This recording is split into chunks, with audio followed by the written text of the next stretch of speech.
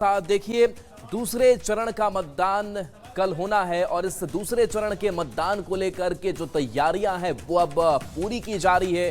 चुनाव प्रचार का शोर भी थम चुका है, लेकिन इन सब के बीच अगर रैलियों की बात करें तो सभी नेताओं ने अपना अपना जोर शोर लगाया है। कोशिश यही की गई कि ज्यादा से ज्यादा रैलियां की जाए, ज्यादा से ज्यादा विधानसभा सीटों को साधा जाए, जिसमें चाहे वो एनडीए के नेता हो या फिर महागठबंधन के नेता हो, वो लगातार चुनावी मैदान में उतरे रहें और ये कोशिश करते रहें। तो देखिए, बिहार में दूसरे चरण का प्रचार थमने के साथ ही आसमान में उड़ने वाले सारे हेलीकॉप्टर जमीन पर आ चुके हैं।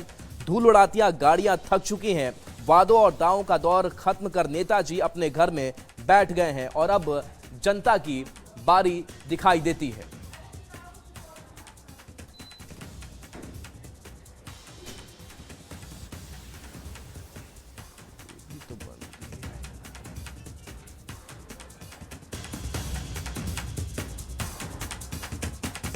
फिर हम आपको दिखा रहे हैं जहां पर दूसरे चरण में ये जिले शामिल हैं। भागलपुर की अगर बात करें तो 7 विधानसभा सीटें, पूर्वी चंपारण के रक्सौल, सुगौली, नरकटिया, गोविंदगंज, केसरिया, कल्याणपुर, पिपरा, मधुबन, मोतिहारी, चिरैया, ढाका, इन सीटों पर मतदान कल होना है। तो 11 नवंबर के मतदान को लेकर के तैयारियां पूरी की जा रही है। एक सीटों पर पूरी सुरक्षा के चाक चौबंद इंतजाम भी किए गए हैं। जो पोलिंग पार्टियां हैं वो पहुंचेंगी।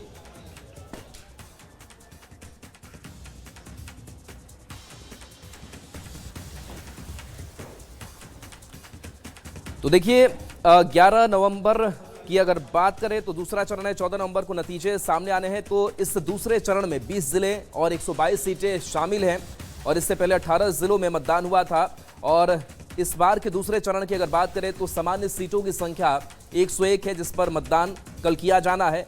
एससी सीट की बात करें, जो सुरक्षित सीटें 19 और एसटी सीट 2, यानी कि 19 और 2 21 सुरक्षित सीटें हो जाती हैं। और इस दूसरे चरण के उम्मीदवारों की बात करें तो 1302 इनकी संख्या है, जिसमें पुरुष उम्मीदवार 1165 होंगे, जबकि महिला उम्मीदवारों की संख्या 136 है। कुल मतदाता 3 करोड़ 70 लाख है, जो दूसरे चरण में कल अपने मताधिकार का प्रयोग करेंगे। बूथ पर औसत मतदाता की संख्या की अगर बात करें तो 815 हो जाता है। निर्वाचन आयोग की तरफ से स्पष्ट भी किया गया है कि 1000 से ज्यादा हम किसी बूथ पर मतदाताओं को नहीं देंगे। वहीं दूसरे चरण के रण की अगर बात करें तो देखिए, बीजेपी जो है वो 53 विधानसभा सीटों पर चुनाव लड़ने जा रही है। दूसरे फेज का हम आंकड़ा बता रहे हैं। जेडीयू की अगर बात करें तो 44, एलजेपी आरवी के 15 प्रत्याशी की किस्मत का फैसला कल होना है, ईवीएम में कैद होगा। हम की अगर बात करें तो 6 उनके प्रत्याशी जो चुनावी मैदान में दूसरे चरण के लिए, आरएलएम से संख्या ये 4 की हो जाती है। दूसरी तरफ हम महागठबंधन की तरफ आते हैं तो महागठबंधन में आरजेडी से 72 उम्मीदवार चुनावी मैदान में होंगे। कांग्रेस से 37, वीआईपी से 7 और लेफ्ट की संख्या 6 हो जाती है।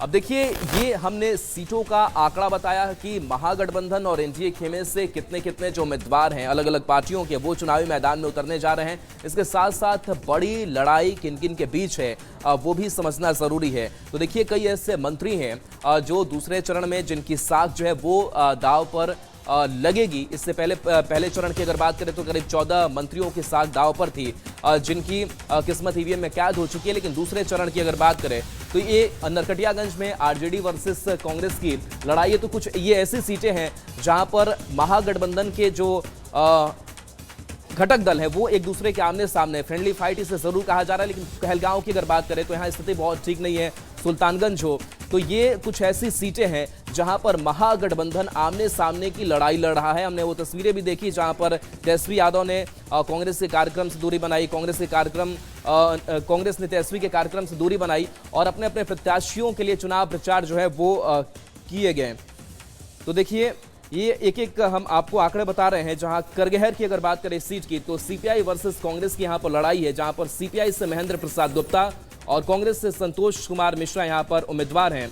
तो दूसरी तरफ नरकटियागंज की अगर बात करें तो आरजेडी वर्सेस कांग्रेस की यहां पर लड़ाई है। और सुल्तानगंज और चैनपुर कैमूर की बात करें तो वीआईपी वर्सेस आरजेडी की यहां पर लड़ाई दिखाई दे रही है। तो ये महागठबंधन में एक दूसरे से मुकाबला करते ये प्रत्याशी दिखाई देंगे।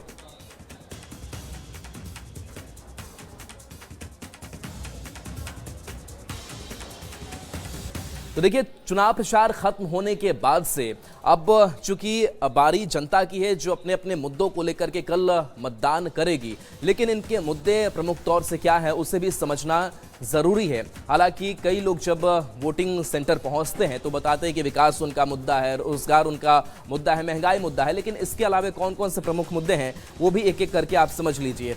तो देखिए, मुद्दे जो हावी रहे हैं, रोजगार की अगर बात करें तो रोजगार और घुसपैठ जिसकी चर्चा लगातार गृह मंत्री अमित शाह और बीजेपी नेतृत्व करता रहा। 20 साल वर्सेस 20 महीने की बात जो तेजस्वी यादव जिस बात का जिक्र करते रहे कि हम 20 महीने में वो काम करके दिखाएंगे, प्रचार के गीत जिसमें प्रधानमंत्री नरेंद्र मोदी ने कहा कि आरजेडी की तरफ से इस तरीके की गीत होती है। छठ पूजा की अगर बात करें, राहुल गांधी का वो बयान अपमान से इससे जोड़ा गया। पलायन का मुद्दा जो है वो विपक्ष ने उठाया। महिलाओं की बात नीतीश कुमार ने की, जीविका दीदियों की बात नीतीश कुमार ने की, फ्री बिजली की बात हुई। जंगल राज का बार बार जो जिक्र है वो एनडीए के नेताओं के भाषणों में देखने को मिला। रोजगार की बात लगातार तेजस्वी यादव करते रहे, नौकरी की बात करते रहे, उद्योग धंधे किस तरीके से बढ़े इसकी बात जो है वो दोनों तरफ से किया जाता रहा। तो ये वो मुद्दे